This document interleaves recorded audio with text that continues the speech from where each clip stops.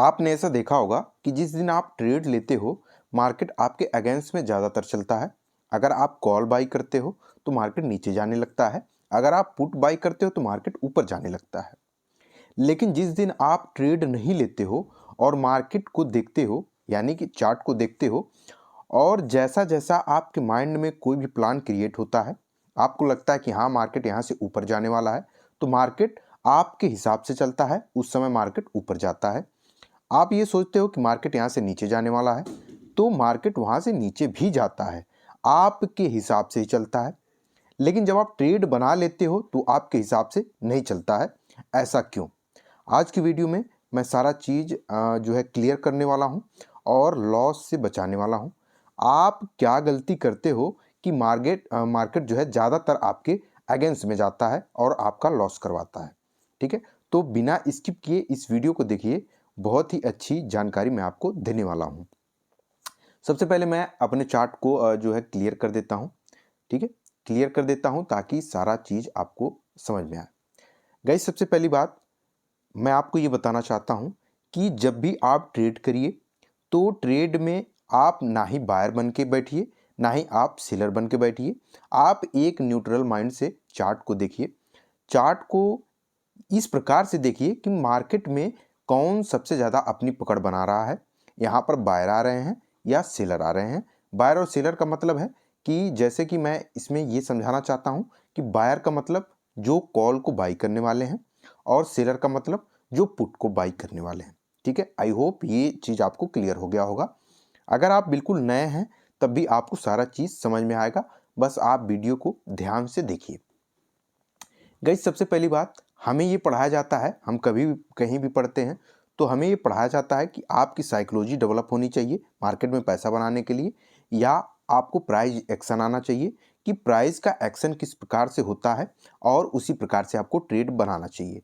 लेकिन गाइस, आप जब सब कुछ सीख लेते हैं और जब आप ट्रेड ले लेते हैं तो मार्केट बार बार आपके अगेंस्ट में जाता है और आपका एसल लेता है। इसका कारण ये ही है कि जब आप एंट्री बनाते हैं उसके बाद अगर आपने बाई करा, मान लीजिए आपने यहाँ पर बाई करा, इस जगह पर आपने बाई करा, तो आप इस समय बायर बन जाते हैं। आपका नज़रिया सिर्फ बायर की तरफ ही होता है कि हाँ यहाँ पर मार्केट ऊपर जाने वाला है, मार्केट ऊपर जाने वाला है। आप सेल के बारे में सोचते नहीं, यानी कि आप जो है सेलर के बारे में सोचते नहीं हैं। वहाँ पे आप अपने आप को ये बता देते हैं कि भैया मैं बायर बन चुका हूँ। यही सबसे बड़ी गलती है आपकी। और जब आप मार्केट को देखते हैं, आप कोई ट्रेड नहीं बनाते, तो आप किसी भी पक्ष में नहीं रहते हैं, ना ही आप बायर रहते हैं, ना ही आप सेलर रहते हैं। तो उस समय जब आप चार्ट को देखते हैं तो चार्ट जो है आपके सोचे हुए अनुसार ही चलता है, आपको नुकसान नहीं दिलवाता। क्यों? क्योंकि उस समय ना ही आप बायर हैं, ना ही आप सेलर हैं। ठीक है, तो मेरे कहने का मतलब है जब भी आप ट्रेड करिए तो बिल्कुल न्यूट्रल माइंड, यानी कि एकदम गाइस, आप ना ही बायर बन के रहिए, ना ही आप सेलर बन के रहिए। आप बस ये सोचिए कि बस हमको पैसा बना के निकलना है। इसमें चाहे बायर एंट्री हो या सेलर एंट्री हो, हमसे कोई मतलब नहीं। जिधर मार्केट जाएगा मैं उधर का पोजीशन बनाऊंगा। आपको बस पोजीशन बनाने से मतलब होना चाहिए। और जैसे ही लगे कि मैंने यहाँ पर गलत एंट्री बना ली, मान लीजिए आपने कॉल लिया और मार्केट आपके अगेंस्ट में जा रहा है, आपने सोचा कि अगर इससे ज़्यादा लॉस होगा तो मैं निकल जाऊंगा, तो उस समय आप निकल जाइए। ठीक है, वहाँ पे आपको जो है ज़्यादा सोचने की आवश्यकता नहीं है कि नहीं भाई मैं अभी निकल जाऊँगा तो मार्केट ऊपर चला जाएगा। कोई बात नहीं, ऊपर चला जाएगा, आप दूसरा ट्रेड बना लीजिएगा, लेकिन उस समय आप निकल जाइए। ठीक है, क्योंकि उस समय आपका नज़रिया कुछ दूसरा था और मार्केट दूसरे तरीके से चल रहा है। तो जब आपके नज़रिया जो भी आपने सोचा उस प्रकार से मार्केट चल रहा है, तभी आप ट्रेड को होल्ड करके बैठिए। ठीक है, कुछ भी लोचा दिख रहा है मार्केट में तो आप जो है ट्रेड को एग्जिट कर दीजिए। चलिए मैं आपको एग्जाम्पल के तौर पे बताता और समझाता हूँ। आपने यहाँ पर देखा कि मार्केट गैप अप ओपन हुआ और यहाँ पर हमको ये दिखाई दे रहा है कि भैया जब गैप अप ओपन हुआ तो मार्केट का जो पहला कैंडल बना वो ग्रीन बना। आपने अभी तक ट्रेड नहीं बनाया है तो आपको ये नहीं पता है कि मार्केट नीचे जाएगा कि ऊपर जाएगा, क्योंकि आप मार्केट को देख रहे हैं। आपके माइंड में ये हो रहा है कि भैया मार्केट यहाँ से ऊपर जाने वाला है, क्योंकि यहाँ पर हमको ये दिखाई दे रहा है कि मार्केट में जो है बायर का जो पावर है वो ज़्यादा दिखा रहा है सेलर के मुकाबले। तो आप ये सोच रहे हैं कि भैया हो सकता हो मार्केट यहाँ से ऊपर चला जाए। ठीक है, आपको कुछ ऐसा सिचुएशन क्रिएट हो रहा है जहां पे आपको ऐसा लग रहा है कि भैया हो सकता हो मार्केट यहां से नीचे चला जाए, तो उस समय ना आप बायर का माइंडसेट रख के चलना है, ना ही आप सेलर के माइंडसेट को रख के चलना है। आप उस समय न्यूट्रल हैं, क्योंकि आपका पैसा मार्केट में नहीं लगा है। तो आप जो है मार्केट को बहुत अच्छे नज़रिए से देख रहे हैं और आपके सोचे अनुसार ही मार्केट चल रहा है। मान लीजिए आपने यहाँ पर ट्रेड नहीं बनाया, और आपको लग रहा है मार्केट यहाँ से ऊपर जाने वाला है, ठीक है। और जैसे ही आपने यहाँ पर देखा कि मार्केट ऊपर जाने वाला है, फिर से एक कैंडल बना, अब आप एकदम कंफर्म हो गए कि भैया यहाँ से सच में मार्केट ऊपर जाने वाला है। आपने क्या करा, यहाँ पर कॉल की पोजीशन बना ली। आपने यहाँ पर कॉल की पोजीशन बना ली और मार्केट साइडवेज होके आपका प्रीमियम ले लिया, ठीक है। आपने यहाँ पर सबसे बड़ी बात कि आपने यहाँ पर बायर का जो सोच है वो अपने माइंड पे हावी कर दिया और आप यहाँ पर बायर बन चुके हैं, ठीक है। यहाँ पर आप बायर बन चुके हैं। आप इतना ध्यान रख के चलिए कि अगर मार्केट को ऊपर जाना होता है, आप इस जो है हमारा जो इतने दिनों का मेहनत है जो मैंने चार्ट में देखा है वो चीज़ मैं आपको बताऊंगा। मान लीजिए आप यहाँ पर देख रहे हैं कि मार्केट में ग्रीन ग्रीन कैंडल बन रहा है, तो क्या लगता है मार्केट एकदम ऊपर जाएगा? नहीं जाएगा। मार्केट क्या करता है, मान लीजिए मार्केट में यहाँ पर ग्रीन ग्रीन कैंडल बनता हुआ चल रहा है, तो आपको ये दिखाएगा कि भैया मार्केट ऊपर जाने वाला है। जब आपके दिमाग में बैठे भैया मार्केट ऊपर जाने वाला है, ठीक है, तो वहां पर कुछ सेलर भी आएंगे, ठीक है। सेलर भी आएंगे क्योंकि कुछ सेलर का माइंडसेट रख के बैठे हैं, वो सोच रहे हैं कि भैया मार्केट यहां से ट्रैप करने वाला है। तो यहां पर क्या होगा, यहां पर फिर से सेलिंग आने लगेगी, ठीक है, सेलिंग आने लगेगी। अब सेलिंग को देखकर कुछ लोग बाहर भी बैठे हुए हैं, वो सोच रहे हैं अरे यार यहाँ पर तो छोटी छोटी कैंडल बन रही है सेलिंग की, हो सकता है मार्केट यहाँ से ऊपर चला जाए, तो यहाँ पर फिर से कुछ बाहर आने लगेंगे, ठीक है। अब बाहर आने लगेंगे तो इसी प्रकार से जो है अपना अपना माइंडसेट लेके लोग बैठे हुए हैं। तो यहाँ पर क्या होता है, मान लीजिए कि यहाँ पर सपोज करिए कि 10 बाहर आ चुके हैं, ठीक है, 10 बाहर आ चुके हैं और 4 सेलर आ चुके हैं, ठीक है। सपोज करिएगा 10 बाहर आ चुके हैं और 4 सेलर आ चुके हैं, तो यहां पर मार्केट पैसा किसको देगा? आपको क्या लगता है कि मार्केट पैसा किसको देगा? मार्केट पैसा देगा सेलर को, ठीक है। मार्केट पैसा किसको देगा? सेलर को। मार्केट क्या करता है, ज्यादा वालों का लेता है, कम वालों को दे देता है, ठीक है। तो यहां पर क्या होगा, यहां पर जो सेल करके बैठे हुए हैं उन्हीं को पैसा देगा। पहले यहां पर क्या करा मार्केट ने, पहले मार्केट ने क्या करा, मार्केट ने यहां पर पहले बुलाया बायर को, ठीक है, पहले बायर को बुलाया, फिर सेलर आए, फिर यहां पर बायर को बुलाया, ठीक है। यहां पर आपको दिखाई दे रहा है कि बायर यहां पर ज्यादा आ चुके हैं और जो ये सेलर है ये अभी कम है। तो मार्केट क्या करेगा, अचानक यहां से ऐसे फॉल करेगा और बहुत नीचे चला जाएगा। जैसे जैसे यहां से एसएल कटेंगे, यहां के एसएल कटेंगे तो मार्केट में ग्रीन कैंडल बनेगी, यहां के एसएल कटेंगे तो मार्केट में ग्रीन कैंडल बनेगी। तो यहां पर पैसा किसको मिलेगा, यहां पर पैसा मिलेगा इस सेलर को, ना कि बायर को। तो आपने यहां पर क्या गलती करी, यहां पर आपने क्या गलती करी, यहां पर आपको देखना चाहिए था कि मार्केट में हो क्या रहा है। जब तक आपका माइंड ये न कह दे कि भैया हाँ यहां पर अब हमको लग रहा है कि बायर सच में एक्टिवेट हो चुके हैं, तब आप ट्रेड बनाइए। सबसे पहली बात गाइस देखिए, मार्केट में जब ओवरबोट यानी कि मार्केट जब ज्यादा बाई कर लेता है तो मार्केट ज्यादा ऊपर नहीं जाता।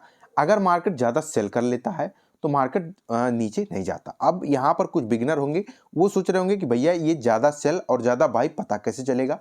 तो इसमें हम एक इंडिकेटर का उपयोग करेंगे, RSI, जिसको कहते हैं RSI, ठीक है, रिलेटिव, यहाँ पर लिखा है स्ट्रेंथ इंडेक्स, ठीक है। इस पे आप जो है क्लिक कर लेंगे। मेरी इंग्लिश है उतने तेज नहीं है, तो इसके लिए भाई आप लोग थोड़ा सा समझिएगा, ठीक है। यहाँ पर क्या हुआ, यहाँ पर जब मार्केट गैप अप ओपन हुआ तो मार्केट ऑलरेडी क्या हुआ था, यहाँ पर ओवरबोट एरिया में चला गया था, तो यहाँ पर ट्रेड बनाना ही नहीं था। और अगर प्राइस एक्शन से देखें, तो अगर आप प्राइस एक्शन से देखते हैं तो भैया आपको क्या लगता है कि ये कैंडल कितने पॉइंट की होगी, ये कैंडल कितनी पॉइंट का आपको दिख रही है। तो आप यहाँ पर नहीं समझ पा रहे हैं तो यहाँ पर इसको माप लीजिए, ठीक है। यहाँ पर आपने क्या करा, माप लिया। यहाँ पर 100 पॉइंट की एक ही कैंडल है, तो क्या आप 100 पॉइंट का एसएल लगाएंगे? नहीं लगाएंगे। आप 100 पॉइंट का एसएल कतई नहीं लगाएंगे। तो आपने क्या करा, यहाँ पर ट्रेड नहीं लिया। यहाँ पर आपने ट्रेड नहीं लिया तो आपका नुकसान भी नहीं हुआ। आप मार्केट को देख रहे हैं कि मार्केट में हो क्या रहा है यार, यहाँ पर रेड कैंडल, फिर ग्रीन कैंडल, फिर रेड कैंडल, फिर रेड कैंडल, इस प्रकार से चल रहा है। तो यहाँ पर आपका ट्रेड बन ही नहीं रहा है, आप ट्रेड नहीं ले रहे हैं, ठीक है, आप ट्रेड नहीं ले रहे हैं। और यहाँ पर थोड़ा सा हम प्रॉब्लम हो गया, ठीक है, आप यहाँ पर ट्रेड नहीं ले रहे हैं। और जब आप यहाँ पर ट्रेड नहीं ले रहे हैं तो आप यहाँ पर देख पा रहे होंगे कि भैया मार्केट जो यहाँ पर चल रहा है ना, ये पूरा साइडवेज है और आपका पैसा बचा हुआ है। लेकिन यहाँ पर कुछ हैमर टाइप का कैंडल बना। यहाँ पर देखिए पहले मार्केट जो है कंफ्यूज हुआ, ठीक है, यहाँ पर मार्केट कंफ्यूज हुआ, उसके बाद मार्केट ऊपर जाता गया। कंफ्यूज का मतलब मेरा ये है, यहाँ पर देख सकते हैं मार्केट में वीक बनना स्टार्ट हो गया। यहाँ पर अब बायर और सेलर की फाइट जितनी होनी थी वो हो चुकी थी। अब मार्केट एक डायरेक्शन पकड़ने वाला है। तो यहाँ पर क्या हुआ, यहाँ पर ग्रीन कैंडल बना, यहाँ पर ग्रीन कैंडल, यहाँ पर एक रेड कैंडल बना। यहाँ पर रेड कैंडल के नीचे आपको विक दिखाई दी। और दूसरी चीज यहाँ पर एक जो है, यहाँ पर हमारा एक रेजिस्टेंस क्रिएट हो चुका था जिसको इस कैंडल ने ब्रेक कर दिया।